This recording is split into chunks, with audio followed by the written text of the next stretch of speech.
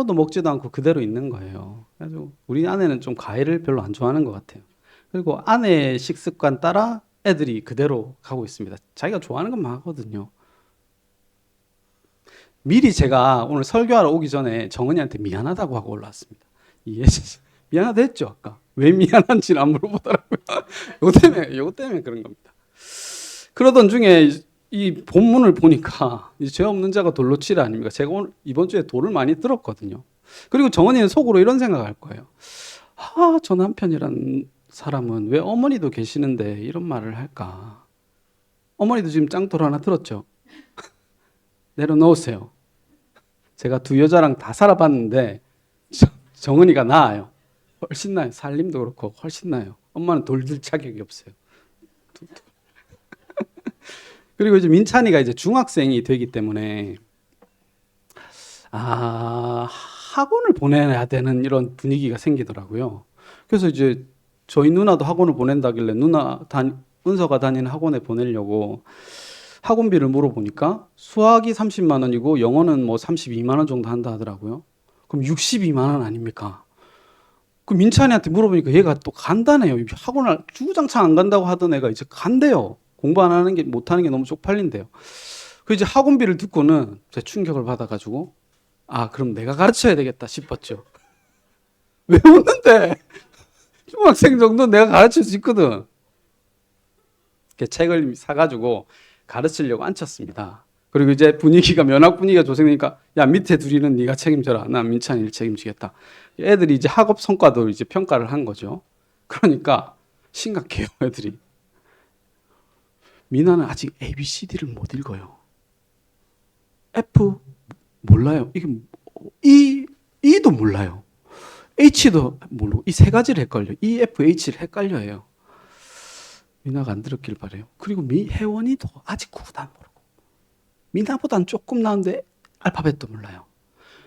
그리고 민찬이가 우리 집 에이스거든요. 에이스의 머리가 그래도 좀 있어요. 민찬이를 이렇게 가르치니까 주어가 뭔지 목적어가 뭔지 모르더라고요. 니도 몰라?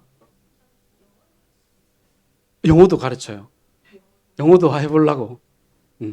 그래가지고 가르치는데 충격을 받았어요. 그러면 이 모든 탓이 전 어디로 가겠습니까? 가정주부인 돈 못 버는 정은이 애들 교육을 이거를 내가 나빠요. 그래서 이 모든 돌을 제가 내려놓고 반성을 해봤어요. 제가 나는 과연 돌들 자격이 있나? 저는 생각해 보니까 돌들 자격이 없습니다. 이거 예를 들면 있잖아요. 제가 이 핸드워시를 제가 샀다면 어떻게 됐을까요? 고쳐 쓰던지 이게 보니까 스프링이 안 되면 제가 헬스에서 뭐합니까? 이렇게 하니까 잘 나오더라고요. 제가 흔들면 됩니다. 안 올라오면 제가 뽑으면 돼요. 이거 뭐가 힘들다고. 이거 전혀 불편하지 않더라고요. 그리고 뭡니까? 요거트요. 여러분 잘 모르시는데요. 6개월이 지나도 먹어도 맛이 똑같아요. 먹었는데 살아있어요, 제가. 우유도 웬만한 한 달 지나도 맛이 그대로예요. 우리 아내는 정상적인 사람이에요. 장모님한테 받아온 배는 어떡할까요? 우리 그 배에서 생수의 강이 나오리라 했잖아요. 거룩한 배를 어떻게 먹습니까? 정죄하지 마세요. 애들 교육은 내가 시켜야죠. 누굴 시킵니까? 나도 똑같은. 그리고 지금 여러분 모르시는데 아내가 이제 제 연애 후반부터 결혼 2년 차까지 아내가 버는 돈으로 제가 생활했습니다. 저는 놀고 먹었어요. 그때 연애 후반 때도 다 아내가 사줬어요. 아내가 놀고 받으면 저한테 붙여줬어요. 제가 가려고 얘가 얘 용돈 주고. 그렇게 뻔뻔하게 살았던 제가 이제 좀 돈 번다고. 여러분 돌을 내려놓으세요. 여러분 중에 아무도 돌들 자격이 없습니다. 예? 우리 여기 오늘 이 본문에 주인공이 있는데요. 오늘 안 왔어요. 여기에 여름이 되면 여러분 볼 수 있을 겁니다. 여기에 문신을 하신 분이 있습니다. 죄 없는 자가 돌로 치라를 헬라어로 여기 적으신 분이 계세요. 여름이 되면 구경할 수 있습니다. 오늘 주인공이 오늘 안 왔는데 여러분 죄 없는 자가 돌로 치라 너무 유명한 구절이잖아요. 사실은 이제 오늘 이제 본문 들어가야 되는데 죄 없는 자가 돌로 치라는 말은 세상 사람들도 아는 유명한 구절입니다. 이 말을 어떨 때 주로 씁니까? 함부로 정죄하지 마라를 어떨 때 쓰죠? 나에게 쓰는 거예요. 네가 뭔데 나한테 돌을 던지냐? 니도 똑같은 인간 아니냐? 라는 의미로 흔히들 많이 쓰죠. 근데 여기에 문신하신 분은 그렇게 생각 안 하더라고요. 아, 왜 여기에 그 문구를 썼냐 하니까 저는 그분의 이미지랑 문구가 되게 매치가 되잖아요. 죄 없는 자가 돌로 치라. 나 건들지 마라. 이런 얘기잖아요. 그분이 누군지 얘기 안 했어요, 아직. 근데 그분이 그러더라고요. 그래서 그런 게 아니라 진짜 내가 깨닫게 된 게 내가 진짜 돌을 들고 있었구나. 내가 사람들한테 돌을 던지고 있었구나. 그 돌을 내려놔야 되겠다라는 의미로 제가 잘했다고 박수를 쳐줬어요. 그렇습니다. 이제 성경을 보는 관점과 세상을 살아가는 관점은 두 가지가 있는데요. 하나는 선악과 신앙이고요. 하나는 생명나무 신앙입니다. 선악과는 율법이고 생명나무는 복음이고 예수님이죠. 그래서 오늘 본문도 보시면 다 율법과 관련된, 서기관과 관련된, 또 무화과 나무와 관련된 자들이 간음한 죄 지은 여자를 고발하는 선악과인 거예요. 그래서 복음은 뭐냐면 나의 죄를 돌아보고 내가 가지고 있는 돌을 내려놓는 겁니다. 내려놓으면 나도 똑같은 죄인이로구나. 내가 뭔데 남을 정죄할까? 나는 1만 달란트를 탕감받은 죄인인데 어떻게 100데나리온 빚진 자를 옥에 가둘 수 있을까? 내 눈에 있는 들보가 있는데 남의 눈에 티를 보고 어떻게 그거를 정죄하며 살 수 있을까? 율법으로 살지 말고 복음으로 살아야 되는구나 라는 다짐을 하는 것이 고상한 율법입니다. 제가 볼 땐. 여러분, 우리는 늘 짱돌을 들고 있습니다. 제가 이렇게 다짐해봐야 또 언젠가 또 아내에게 그런 말을 할 겁니다. 제가. 니 하루 종일 드라마 보나? 하루 종일 드라마 보거든요. 이런 말을 또 할 겁니다. 그런 다짐을 하고 여러분 문 밖을 나가자마자 저 차가 미쳤나? 왜 이 깜빡이도 없이 끼어드노? 할 겁니다. 그러니까 우리는 돌을 버리지 못해요. 혜원이가 그러더라고요. 엄마, 아빠가 사준 농약 먹으면 키 커? 혜원아, 농약이 아니고 녹용이야. 아빠 왜 초코파이는 9개 들었어? 혜원아, 9이 아니고 한자로 정이야, 정. 미나 아빠 이 풀라면 부숴 먹어도 돼. 미나야, 풀라면이 아니고 신라면이야. 이건 교육의 문제가 아니고 타고난 거예요. 우리 애들은 부모를 잘못 만났어요. 타고난 거예요. 그러니까 우리가 아무리 돌을 놔야 된다고 교육을 해봐야 우리는 돌을 들고 있는 자로 타고난 거예요. 그러니까 이거는 해결이 안 돼요. 해결한 것처럼 보여봐야 정답이 아닙니다. 해결책은 뭐냐면 오로지 예수님의 은혜에 있습니다. 이것을 또 오늘 설교했으면 좋겠습니다. 오늘 설교를 잘 보시면 7장 53절에서 이제 8장 11절인데 이게 공통점이 있습니다. 어떻게 되어 있습니까? 성경책 가지신 분들 한번 본문을 한번 첫 절 띄워주실래요? 첫 절 띄워주시면 앞에 되갈로가 있으면 저건 대갈로입니다. 갈로가 아니고 저 아직 가르칠 수 있어요. 초중학생 정도까지는. 되갈로가 앞뒤로 되어 있죠. 53절 앞에랑 11절 뒤에 이렇게 되갈로가 묶여져 있어요. 왜 그럴까요? 왜 그러냐 하면 이 구절은 생략해도 되는 구절이기 때문입니다. 그러니까 왜 생략해도 되느냐? 이러면 조금 어려운 얘기인데 어려운 얘기를 또 쉽게 재밌게 해보겠습니다. 여러분 아실지 모르겠는데 이 거룩한 성경은 짜집기 된 겁니다. 압니까? 오늘 아까 송경호 목사님이 찬양할 때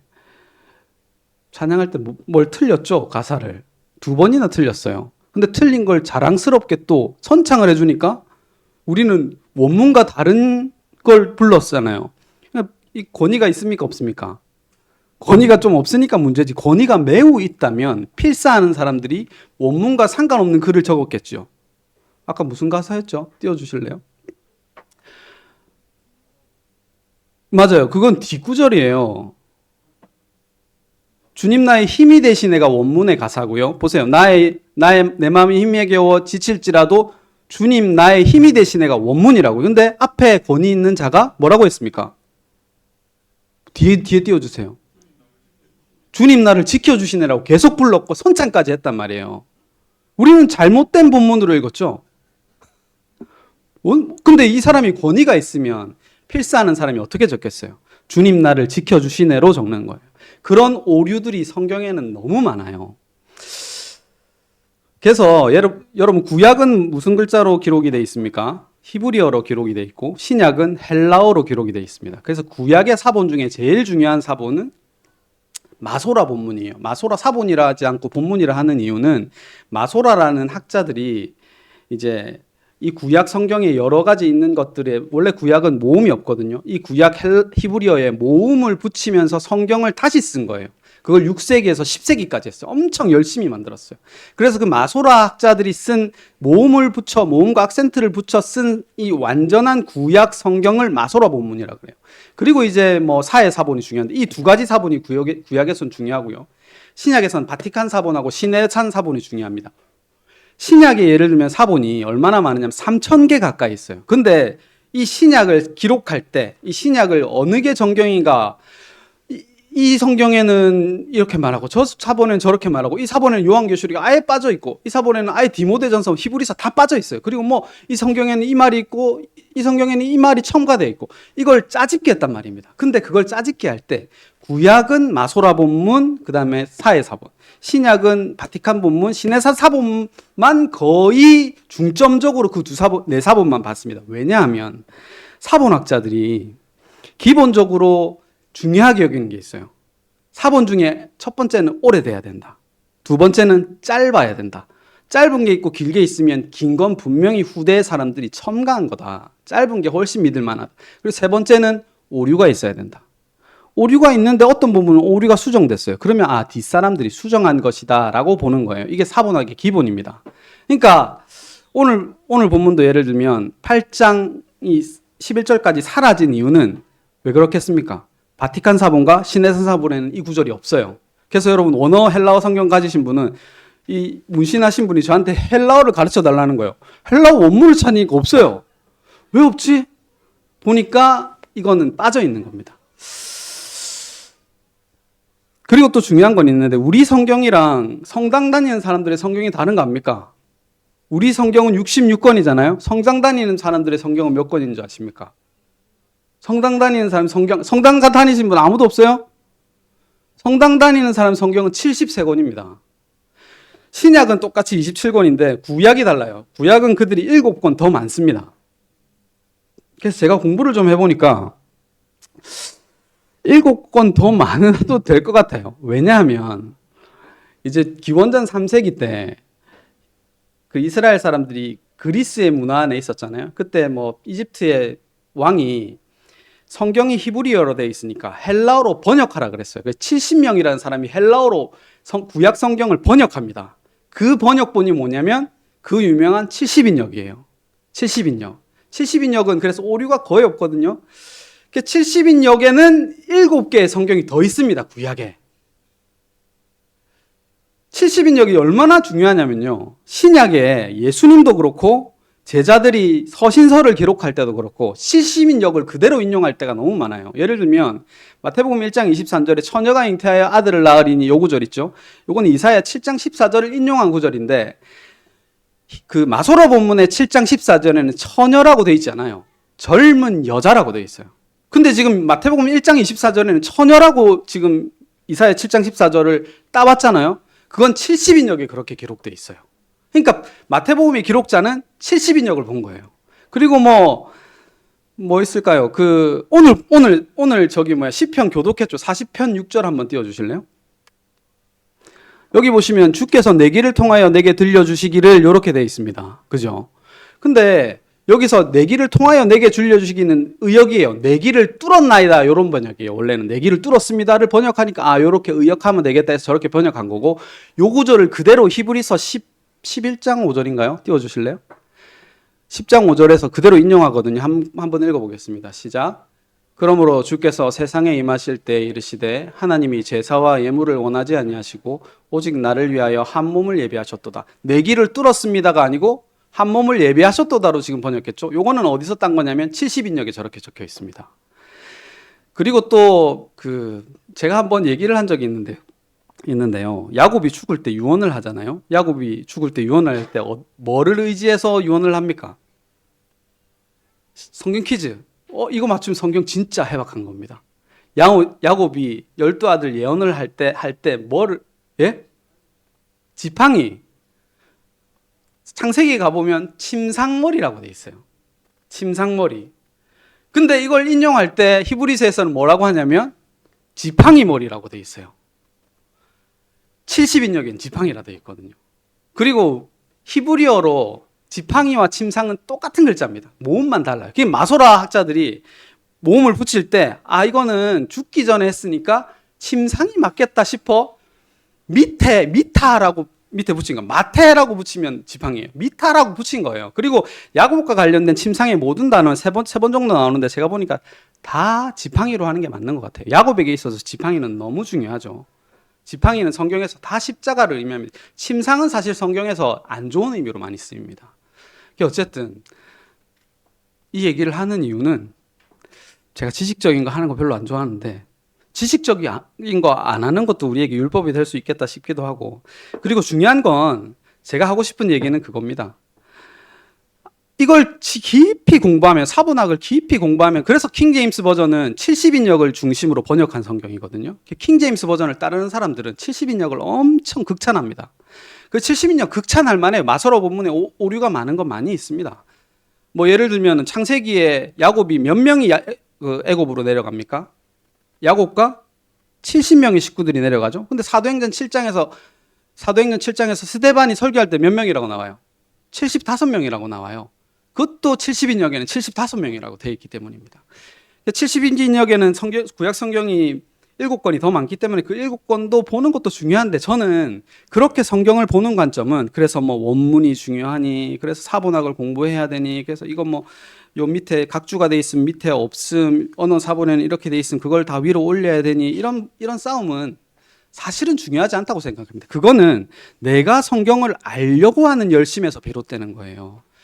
성경은 하나님께서 내게 알려주시는 것이라 생각되면 어떤 구절을 펼치든 어떤 오류가 있건 말건 예수로 해석할 수 있습니다. 우리가 시편 교독을 하든 뒤에 짜집기 된 교독문을 읽든 그건 하나님의 방편으로 되는 것이기 때문에 큰 싸움이 아니라는 얘기를 하고 싶어서 이렇게 지지부진한 얘기를 한 겁니다. 그냥 참고적으로 알고 계시고요. 재밌잖아요, 그죠?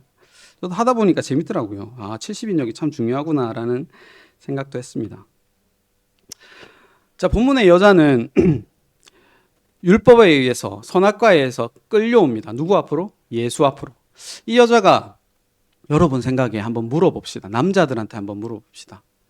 예뻤을까요? 못생겼을까요?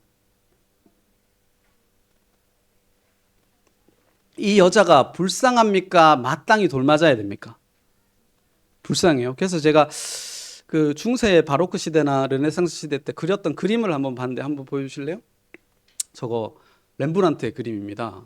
저 예수가 있고 여자가 아주 순결한 옷을 입고 탁 저렇게 있죠. 그리고 그 다음 그림 뭐 이것도 이탈리아 화가라는데, 어쨌든 여자가 돌로 때리고 싶어요, 살려주고 싶어요? 어때요, 문 집사님? 살려줘야 될 것 같죠? 그 다음 그림 보여주세요. 이 여자는 어때요? 돌로 쳐야 될 것 같아요, 살려줘야 될 것 같아요? 돌로 쳐도 될 것 같죠? 저 여자는 내가 봐도 저 확대해서 보면 더 그래요. 돌로 쳐도 될 것 같아요. 사실 당대에 간음죄라고 하는 건 여러분 당연히 돌로 쳐도 되는 구절이에요. 그래서 지금 요 구절을 고대 뭐 예를 들면 필사하는 사람들이 뺀 이유가, 주된 이유가 그거예요. 어떻게 이 간음죄를 이렇게 은혜롭게 설명했을까? 이건 당연히 돌로 쳐 죽여야 되는 건데 그래서 뺀 거예요, 사실은. 오늘날은 예를 들면 간음죄가 크지 않지만 여러분 그 죄에 대한 그 형벌은, 죄에 대한 평가는 형벌로 판단할 수 있어요. 간음죄를 저지르면 돌로 쳐 죽여야 돼요.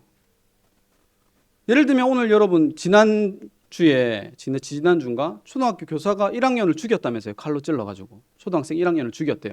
그 여자는 어떻습니까? 살아야 됩니까? 죽여야 됩니까? 죽여야 되는 것 같죠. 그와 똑같은 인식이 1세기 당대에는 가늠한 여자는 돌로 쳐 죽이는 게 너무나도 합당한 거예요. 그래서 지금 서기관과 바리새인들이 현장에서 가늠한 여자를 예수 앞에 데려와서 돌로 치자고 하는 얘기는 너무나도 당연한 겁니다. 그래서 1세기 당대의 교부들이 이 구절이 어떻게 성경에 있지 하고 일부러 뺄 정도로 말이죠. 그러니까 돌로 쳐 마땅한 자가 저 여자입니다. 우리의 모습이 이와 같지요.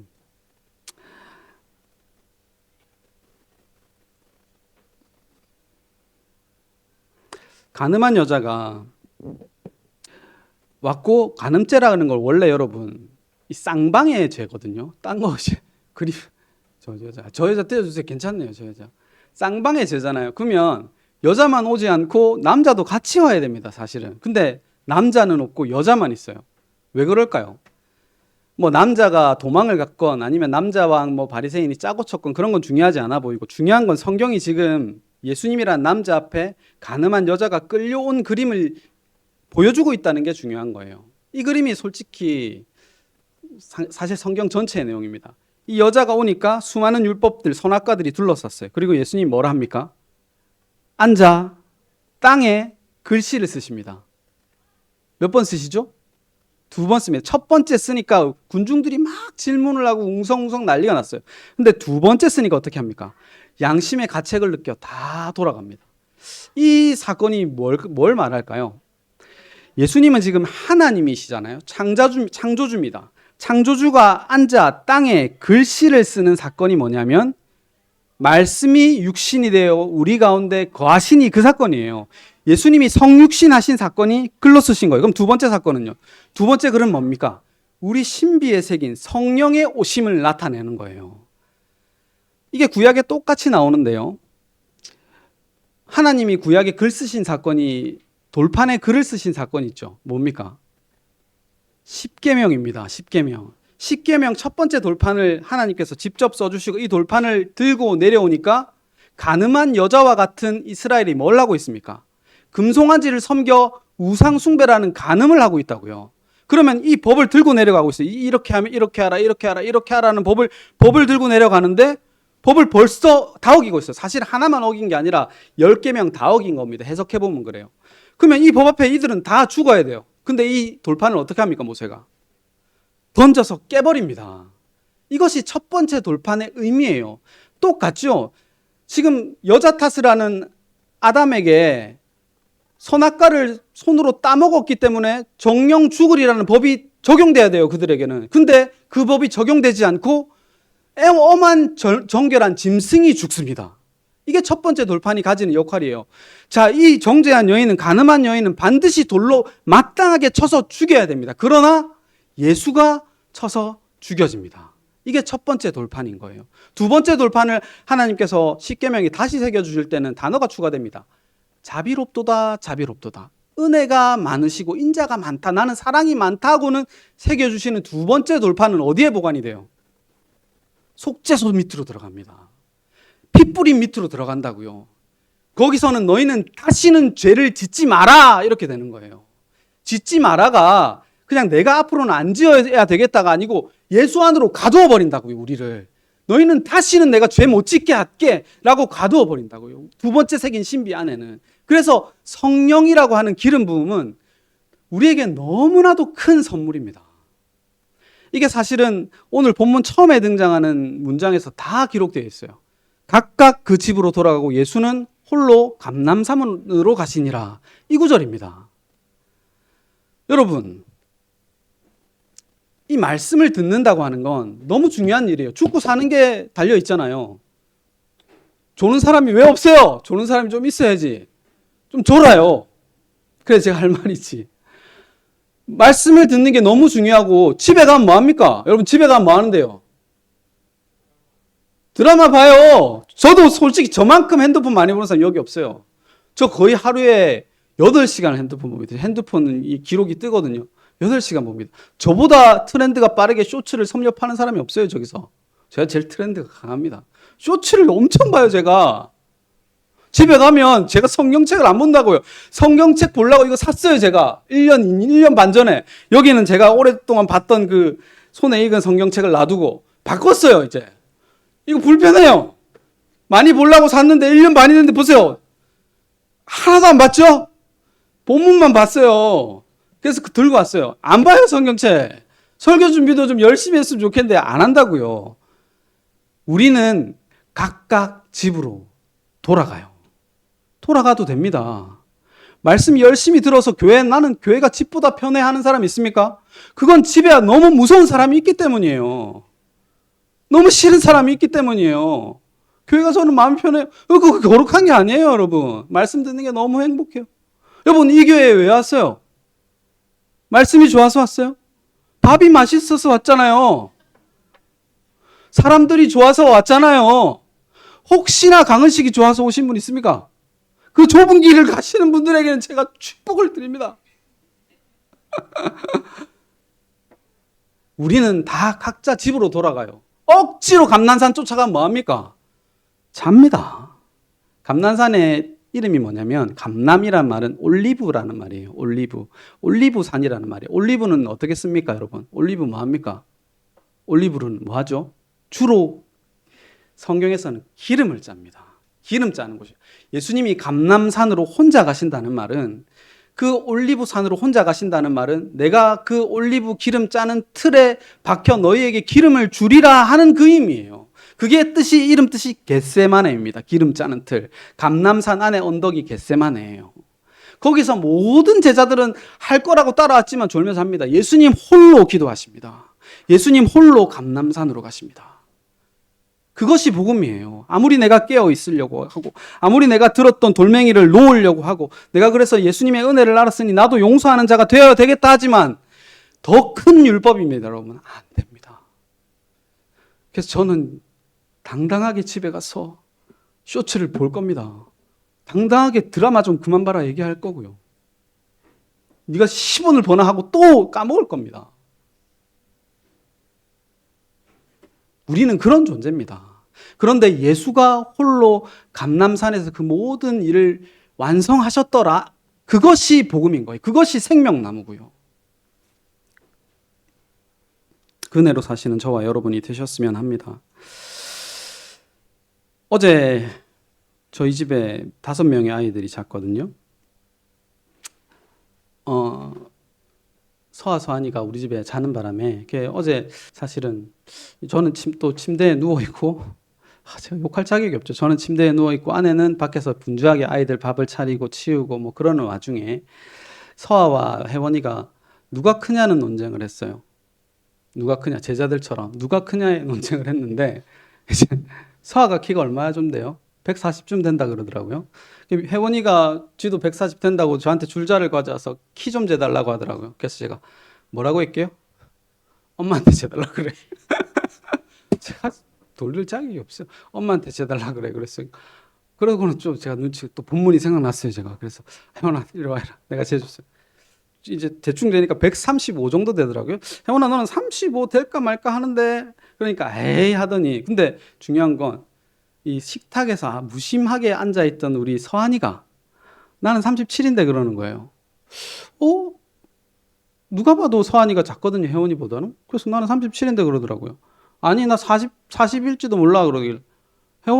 서한아 너가 더 작은 것 같은데. 아니에요, 저 대제예요. 무슨 소리야. 제가 대제예요. 저 돼지니까 40 정도 될걸요. 지는 몸무게를 얘기하고 있었던 거예요. 키 논쟁을 하는 중에 죄인임을 깨닫는 제가 딱 침투해가지고 저는 40이에요. 그거를 또 해피하게 보는 모습들을 보면서 제가 여러분 이렇게 설교를 준비하면 너무나도 하고 싶은 말은 그거거든요. 여러분 막 살지 마세요. 이 말이 너무 하고 싶어요. 그리고 여러분 은혜를 알면 은혜를 아는 것에 합당한 행함들이 나오게 되어 있습니다. 이 말 너무 하고 싶어요. 너무 하고 싶어요. 근데 이 말을 못 하겠어요. 왜냐하면 나도 막 살고 있거든요.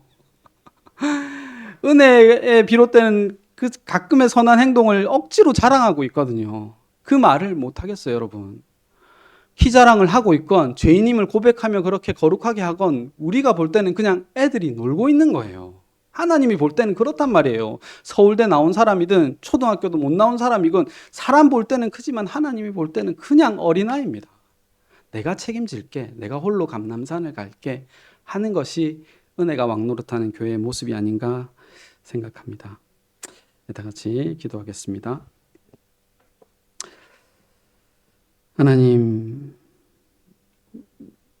집으로 돌아갈 적마다 또 너무 방탕하게 살 적마다 이러면 안 된다. 나를 다그치기도 하고 바로 살려고 노력하기도 하는 모습도 또 막 살면서 은혜 안에서 누리면서 막 살아도 되지 그것을 이용하는 모습도 모두 피 뿌림의 은혜 안에 덮여야 되는 그냥 어린아이임을 고백합니다. 하나님, 그렇게 사는 저희들, 우리의 그 하루하루 살아가는 인생들을 깨끗하게 씻어주시는 것은 우리의 어떤 행위도 아니고 보혈 어린 양의 피로 말미암아 세상 어느 옷보다도 깨끗하게 해주신다고 하셨사오니 그 어린 양의 피 믿고 사는 저희들 되게 하여 주옵소서. 예수님의 이름으로 기도합니다. 아멘. 우리 찬송가